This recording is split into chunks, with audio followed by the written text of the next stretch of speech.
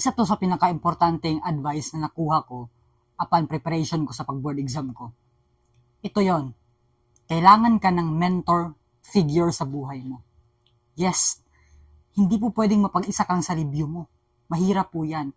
Parang advice rin na kailangan mo ng study hobby, okay?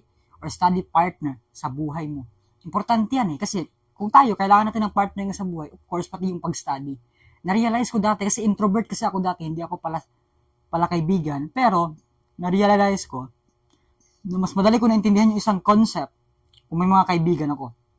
So, pasalamat ako sa mga friends ko, sila, mga top-notchers yan sila. Ako, hindi kasi ako matalinong tao, pero papasalamat ako kasi yung mga kaibigan ko, top-notchers sila on the making. So, ako, nasabay na ako sa kanila. Kaya, importante talaga sa akin, and I can really testify that having a mentor figure sa buhay mo pag nag-aaral ka, malaking tulong po. Mahirap po mag-aral na ikaw lang mag-isa. For example, saan ako nanghihingi ng mga materials? Sa kanila. Kung mahirap yung concept, saan ako nagpapaturo? Sa kanila. May malalapitan ako. At the same time, kaibigan ko pa sila.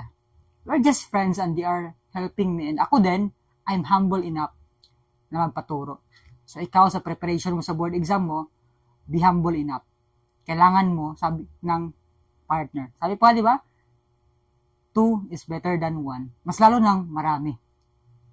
Ingat.